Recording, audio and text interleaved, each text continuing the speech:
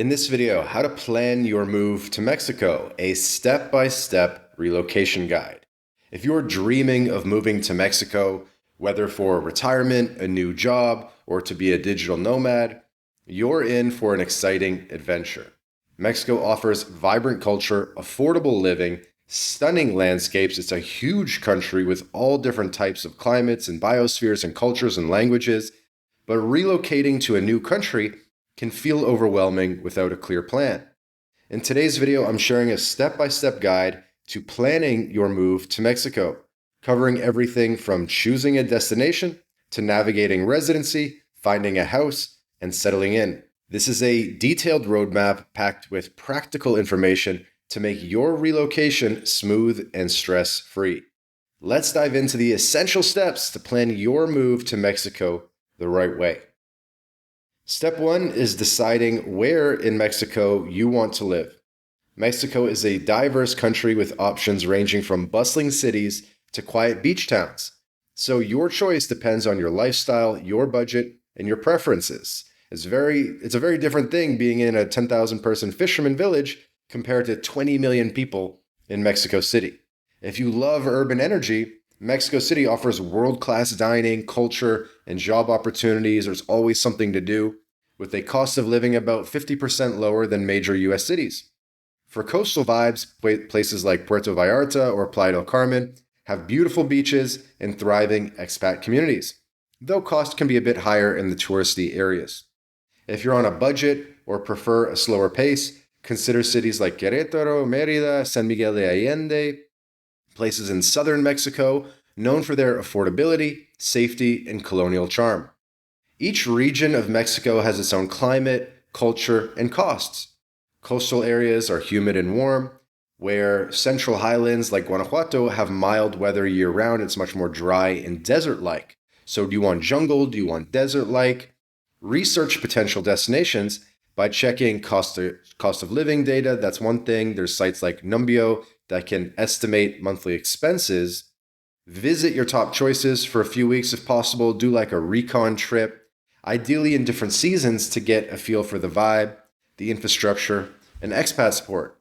It's very different visiting Playa del Carmen in July compared to January, whereas in July it's super, super humid and hot, 35 degrees or 100 Fahrenheit pretty much every day and super humid. So you got to understand there's a lot of seasonality in Mexico as well.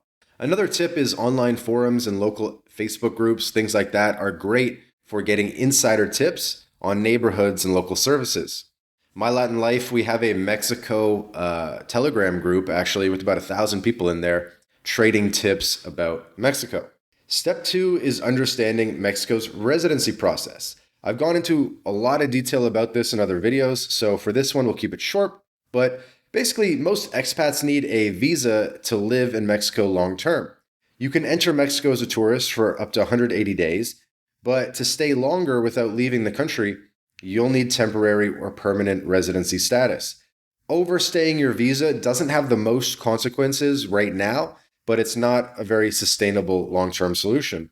And again, a lot of people do visa runs and maybe they'll hop over to Belize or the Dominican or back home to the US or Canada. They'll do a visa run and then they'll come back to Mexico the next day or a week later. And that works for now, but that might not work years in the future. A lot of countries have sort of stopped allowing visa runs. Countries that historically allowed them, like Argentina, was always pretty chill about visa runs. Now Argentina is tightening things up and they don't want people doing visa runs anymore. And I think that that's a trend we're going to start seeing more and more in Latin America, is less openness to visa runs and, not having a good explanation for why you keep coming into the country over and over again on a tourist visa. So the solution to that is getting temporary or permanent residency in Mexico. Mexico residency is actually a great thing to have. I think it's an absolute no-brainer because there's no physical presence requirements to maintain the residency. You can spend as much or as little time in Mexico as you like. There's no investment needed. All you have to do is typically show savings, show that you have some financial solvency, and that can get you a temporary residency visa and put you on a path to permanent residency and even potentially citizenship in Mexico. Step 3 is budgeting for your move and life in Mexico. Relocation costs, travel expenses, if you're going to be shipping belongings or not. Do you need a container? Are you going to drive stuff down to Mexico if you have things that you really need to bring? Do you have pets? We've done another video on our channel about how to bring pets into Mexico. And then once in Mexico, monthly living costs, of course, vary by location, as we referenced a little bit before. In affordable cities like Oaxaca, a couple can live comfortably on $1,500 a month, $2,000 a month. But in pricier areas like Cancun or Mexico City, you might need more than $2,000 per month for a couple. Housing is a big factor. Rent is probably your biggest variable, where, in a small town, it could range anywhere from $200 to $1,200 in more of a gringo area to $2,000 for a really nice building or in high season or something like that. So your biggest variable is going to be rent, because transportation is quite cheap. Uber is cheap. Buses are cheap. Food is cheap as well and doesn't have too much variability. Sure, some people go out to restaurants more than others, but restaurants are quite cheap in Mexico. And so really the biggest variable in my mind is going to be housing. Because again, you could spend anywhere from $200 to well over $2,000 a month on housing. And then, are you going to own a car is another interesting consideration. And healthcare would be another consideration as well. You'd probably want to budget for private healthcare and keep enough money to basically pay cash for out-of-pocket expenses for private healthcare, because you really don't want to rely on the public system in Mexico. Cool. So create a detailed budget, factor in all these expenses, and that's how you'll get an understanding of how much to budget for living in Mexico. Step 4 is arranging for healthcare, a critical part of your relocation plan.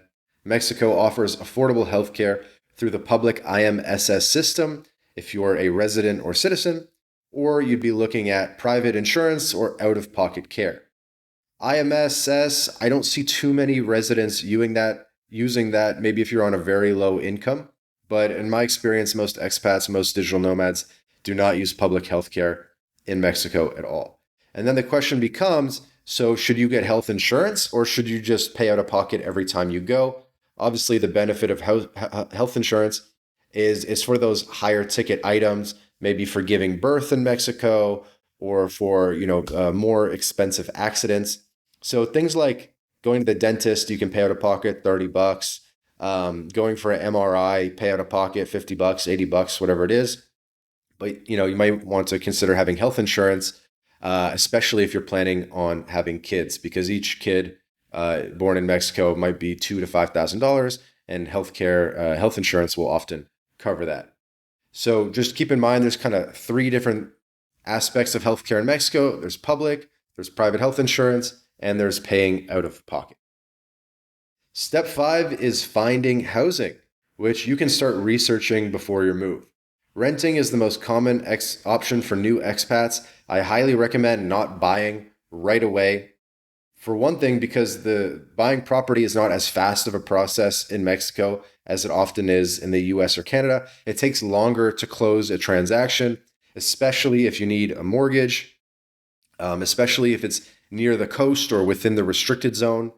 We made other videos on our channel about the restricted zone in Mexico, and if you need to have a bank trust because you're buying in a coastal area.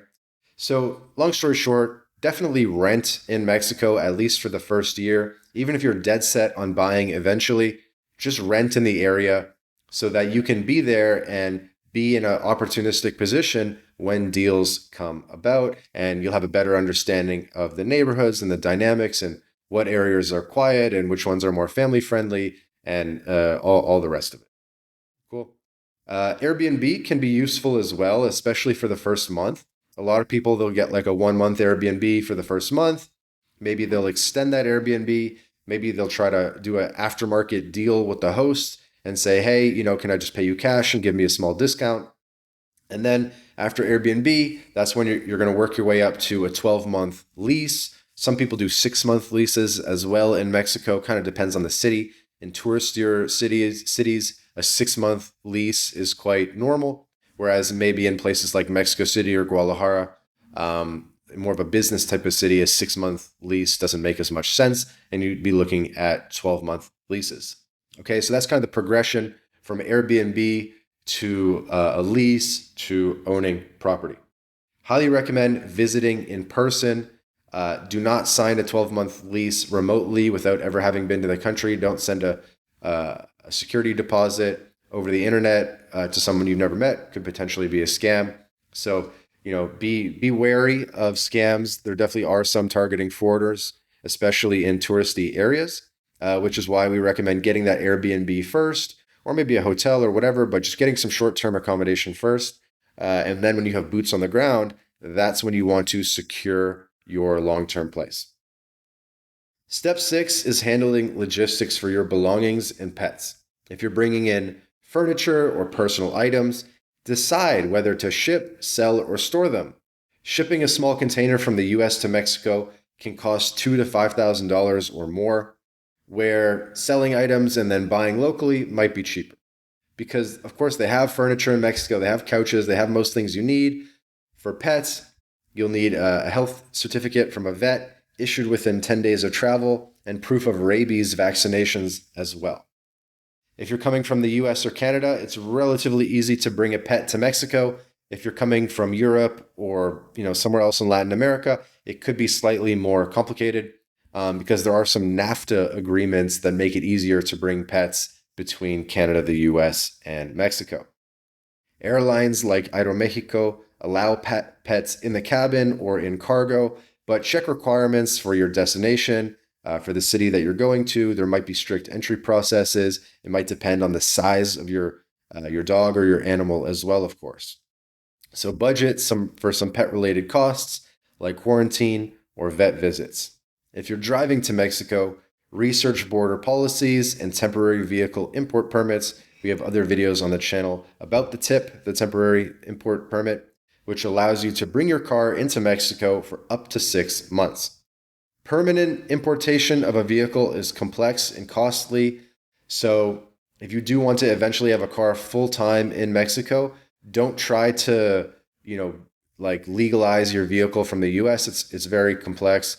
It's a huge headache. It's much better just to sell your car and then buy a car in Mexico instead. Step 7, setting up essential services like banking, internet, and utilities. Open a Mexican bank account with institutions like HSBC or Banorte or Santander, which often have English-speaking staff in expat areas. You'll probably need to be a resident before you can open a bank account. I have heard of people getting away with having a bank account as a non-resident, especially for those with real estate in Mexico, because they need a way to pay their electricity bills and so forth. But typically, you just got to wait till you get temporary residency. And then once you have residency and you have a corp and everything, you have like an ID number in Mexico, very easy to then go and open a bank account. For international transfers, you can use services like Wise, which are very cost effective. You can use Wise to pay, your maid in Mexico, pay people in Mexico, and to send money to yourself in Mexico. So there's definitely cheaper ways to send money than a wire transfer, especially for smaller sums of money. Then you'll get Telcel, you'll get a local mobile plan in Mexico. I highly recommend getting a Mexican phone number. Part of the reason, it's very cheap. It's like $20 a month. Usually they have really good data plans where like all the social media apps don't even count towards your data usage and so forth. So phone plans are really, really cheap in Mexico.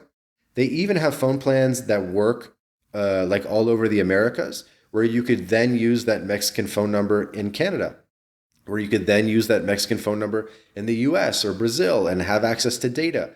So some people do that. Another thing that's cool about Mexico is when you have a Mexican phone number, a lot of websites where you buy stuff, like let's say where you buy your Netflix subscription or different online software tools, it makes you look like a Mexican if you use a Mexican card, a Mexican debit or credit card, and then a Mexican phone number. And then you can get that like preferential country-specific pricing. I forget what they call that when, Netflix is whatever it is, it's $20 a month in the US, and then it's like $6 a month in Mexico. So basically all you got to do is go on the Mexican Netflix, sign up with your Mexican card and your Mexican phone number, and now you got a huge discount on your Netflix subscription or whatever subscriptions that you might have. Me, for Twitter, I have the paid version of Twitter, and I'm paying way less than other people because I signed up for the paid version of Twitter when I was in Mexico.